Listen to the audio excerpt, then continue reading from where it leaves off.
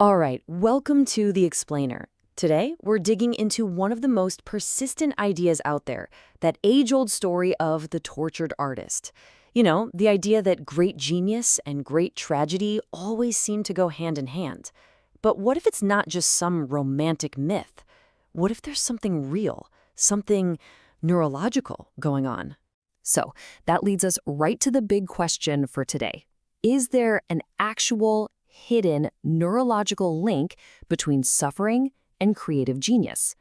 I mean, is it possible that for someone to create something truly revolutionary, their brain first has to be, kind of broken and then rebuilt? Well, we're going to look at a fascinating model that suggests the answer is a resounding yes. Okay, so first things first, let's just establish the pattern, because this isn't a one-off thing. When you really dig into the lives of some of the most brilliant creators in history, you see this story pop up again and again and again.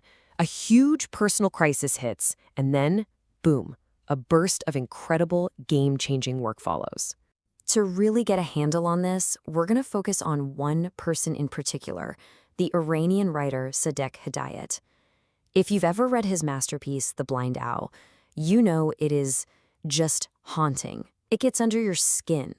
And his life? Well, it was a perfect storm of torment and brilliance, which makes him the perfect case study for the theory we're about to unpack. And look, Hedayat is definitely not an outlier. This pattern is everywhere. Just think about it.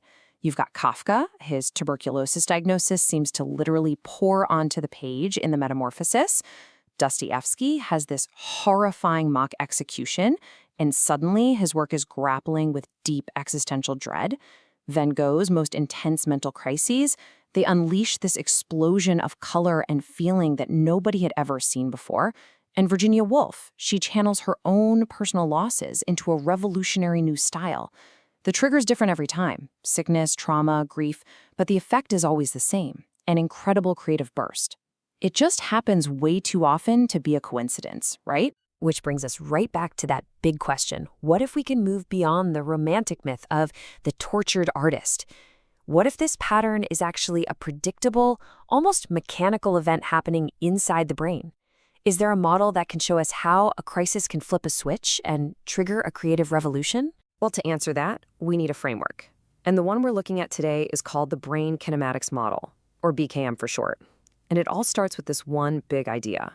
Our minds aren't just a jungle of thoughts. They have a structure, an architecture, built in layers. So, the basic building blocks of this whole structure, they're called memory fractals. Now I know, that sounds super complicated, but hang with me. The idea is actually pretty simple. Think about a tree, how that same branching pattern repeats from the giant trunk all the way down to the tiniest little twigs. Well, the BKM says our minds work the same way. We have these basic memory patterns that repeat and build on each other, shaping everything from our deepest fears to what we're thinking about right now. They're basically the blueprint for our entire inner world. And according to this model, these memory fractals are organized into 3 main layers. The best way to picture it is like a house. Way down at the bottom, you've got the universal layer. This is the foundation, right? It's made of all that deep, ancient, archetypal stuff that all humans share, like the fear of death. Then, built on top of that, you have the social layer. That's kind of like the frame of the house. It's built from our collective memories, things like language, culture, and social rules. And then, right at the top, you have the individual layer. That's all the interior design, your unique personal memories, your feelings, your day-to-day experiences. And what's so wild is when you look at the proportions, yeah, our individual experiences make up the biggest piece of the pie, about half. It feels like our whole world, right? But just look at what's holding it all up. A huge chunk of who we are is built on this shared foundation of social and universal memory. We're all kind of walking around with a similar blueprint deep inside. That's pretty wild to think about. Okay, and here's a really key piece of the puzzle. These layers aren't all the same. They have different levels of, let's call it, rigidity. That deep universal layer, it's like concrete. It's anchored in ancient parts of our brain, and it is extremely hard to change. Then you have the social layer, which is a bit more flexible. It can change over time with culture. But that top individual layer, that's super flexible. It's constantly getting updated and remodeled by everything we do and experience. So what happens when something comes along and shakes that structure? especially those deeper, more rigid layers. Well, this is where we get to the absolute core of the theory. It's a process the BKM calls overturning. And honestly, the best way to think of an overturning is like a neurological earthquake. A huge crisis. We're talking major trauma, a life-threatening illness, a complete loss of faith. It doesn't just rattle the surface. It sends a shock wave deep down and cracks one of those rigid foundational layers. And just like with a real earthquake, when the foundation cracks, everything built on top of it becomes totally unstable. The whole structure has to be rethought and rebuilt from the ground up. You can see it right here. On one side, you've got a stable mind. The layers all line up, they support each other, and you get consistent, predictable patterns of thought. But on the other side, you see an overturn. A crisis hits deep down, maybe in that universal layer after a brush with death. Suddenly, that instability just shoots upwards, knocking all the other layers out of alignment. The mind is thrown into chaos, and it has no choice but to find a completely new way to put itself back together. That radical reorganization, that is the creative revolution. Okay, so that's the theory. It's a really powerful idea, right? But does it actually hold up in the real world? Can we map this onto the lives of the artists we talked about earlier? Well, let's take a look. Let's go back to Hedayat. At 24, he attempts suicide. That is a textbook universal overturn, a head-on collision with mortality that completely reshapes his deepest anxieties. Then, years later, his complete disillusionment with his society triggers a social overturn, which directly fuels the writing of his masterpiece, The Blind Owl. And finally, a total collapse at the individual layer leads to his career burnout and, tragically, his final suicide. It's like you can literally trace the BKM's layers through the timeline of his life. And it's not just him. The model fits Kafka like a glove, too. He gets diagnosed with tuberculosis. That's a universal overturn, the sudden fragility of the body, which you can feel on every page of the Metamorphosis. Then you have his brutal conflict with his father, a figure of authority. That's a social overturn, and it leads to all these themes of oppressive systems in books like The Trial. And again, just like with Hedayat, a final collapse on the individual level corresponds with those strange, fragmented pieces he wrote at the very end of his life. The pattern holds.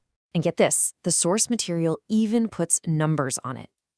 If you analyze the themes in Hedayat's work, look at the difference. Haji Aga, an earlier satirical piece, is heavily focused on this social layer. It's a critique of his culture. But The Blind Owl, written after his big personal overturnings, is dominated by the individual layer. It's this intensely personal, psychological deep dive. You can literally see how his creative attention shifted as different parts of his mental architecture were shaken up. So, after all this, what are we really saying here? Well, it means we can start to think about creativity in a whole new way, not as some kind of magical lightning strike from the heavens, but as something much more fundamental, much more structural.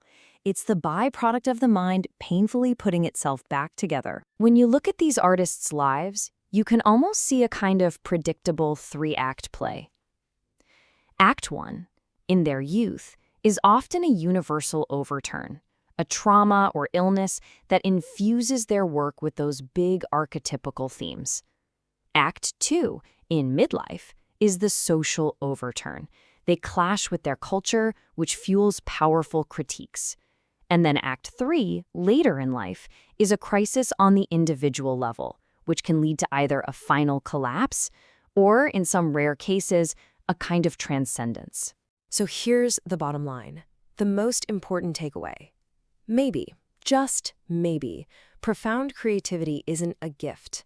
Maybe it's a response, a neurological, almost predictable response to the trauma of having your world torn apart.